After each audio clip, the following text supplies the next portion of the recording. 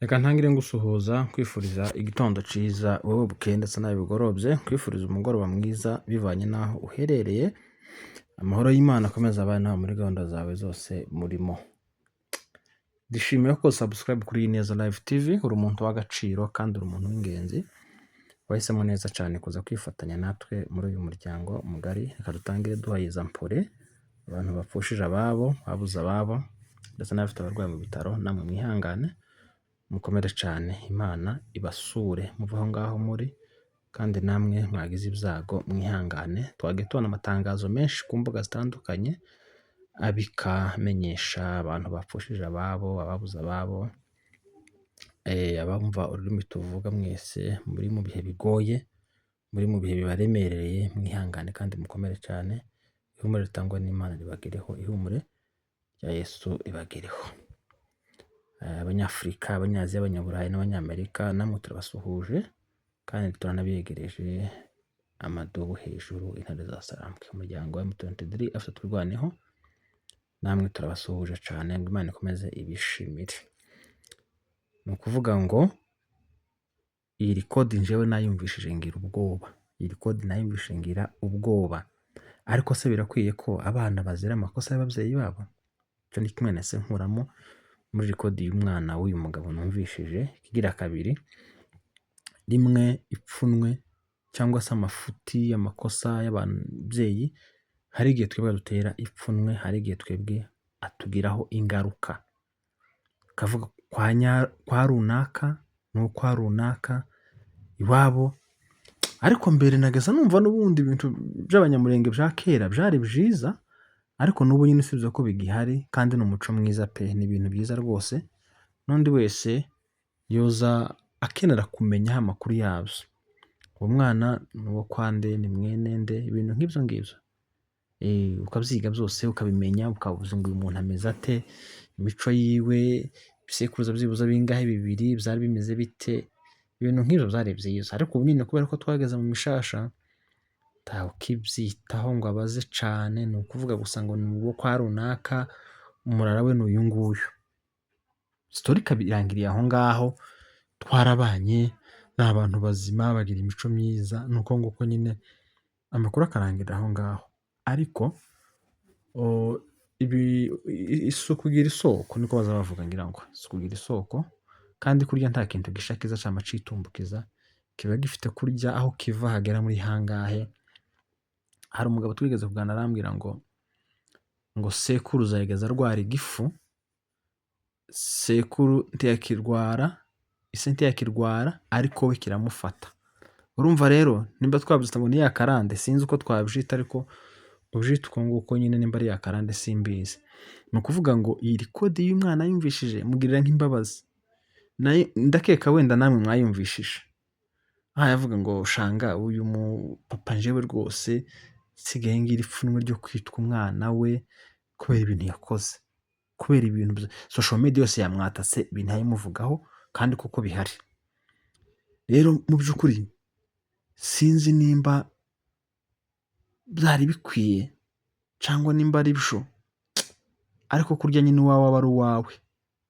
Hari nk'igihe mubona abana bamwe depression yenda kubica bivanye n'ibyo wenda base bakora cyangwa ba nyina bakora, ugasanga umwana abaye nk'umusazi, ntaco atinya gukora, ntaco atinya kuvuga, nyine ni umuntu uri aho ngaho ameze nk'icihebe. Naho kumbe bya bintu bifite aho bikomoka.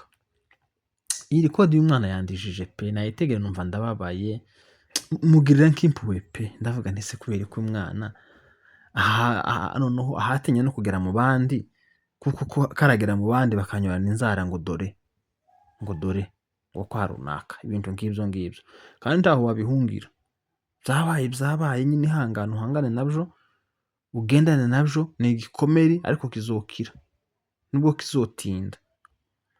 Noneho ugaho ibintu biza bibera bibi, uyu mwana nagera mu gihe cyo gushaka, iyi video yasabazo yigarura, uyu mwana aga ni kwa runaka, ise nta bufura agira, ise ni imfura cyangwa se yari imfura, wenda mugihe batakiriho, ibintu nk'ibyo. Ariko mu by'ukuri igikomere nk'iki yego kirababaza, kandi no kukivura sinzi uko byokunda. Uyu mwana yambabaje pe, yambabaje pe, kweri yambabaje.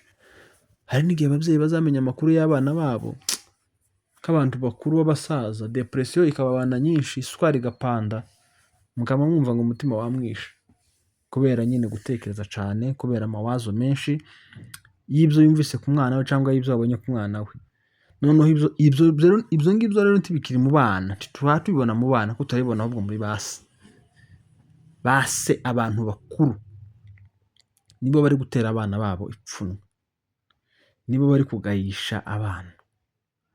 Aho umwana akubwirira ngo sinkeneye kuja mu bandi bana, sinkeneye urugomo, sinkeneye gusurwa, sinkeneye unsura, mfite agahinda ka data. Noneho abana bagiye kuza baganiriza ba se, ndakurahiye dukore inama dukore akanama. Hano hari kesi papa ikureba, wadusebeje kubera iki wabikoze, byagenze gute?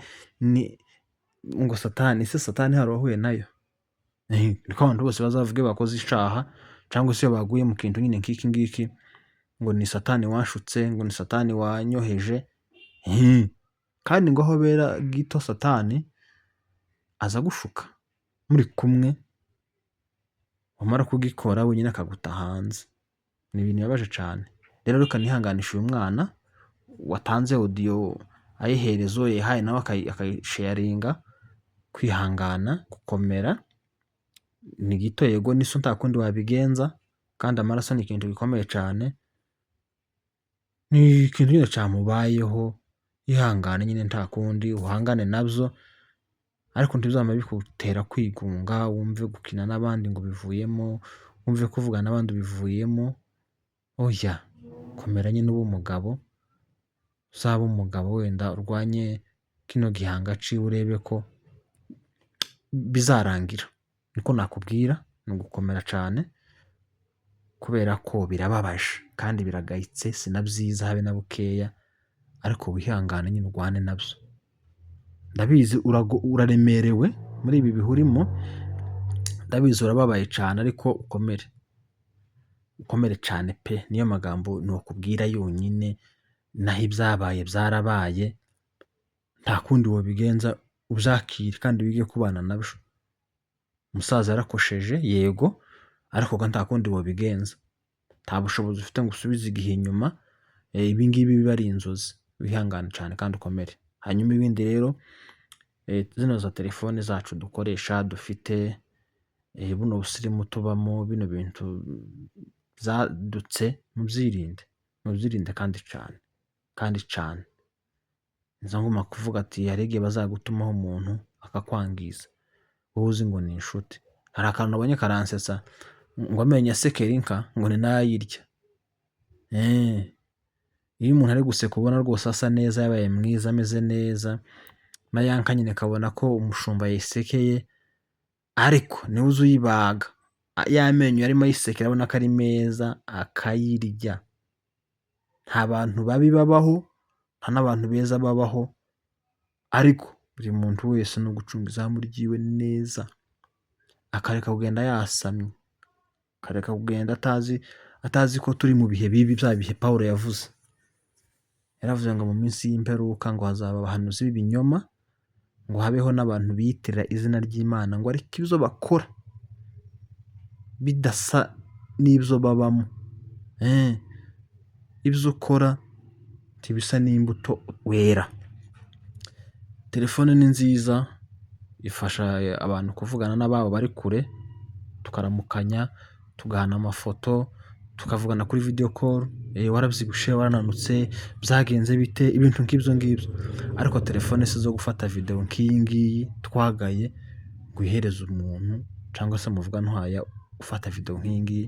Ni ikintu kigayitse cyane, usanga ko kirakora kuri famiye, abagukomokaho n'aho wakomotse, ugasanga kurabatukisha n'ibintu bidasa neza habe na bukeya. Biragayitse ariko byarabaye nta kundi, kandi ngo ugwishigishiye ararwisomera. Ndagira ngo niko bakora baza bavuga. Rero mube maso, ibi ni ibihe bibi turimo kandi ibihe bigoye. Inshuti, umenye no muvugana. Umugoroba mwiza ndetse n'igitondo cyiza.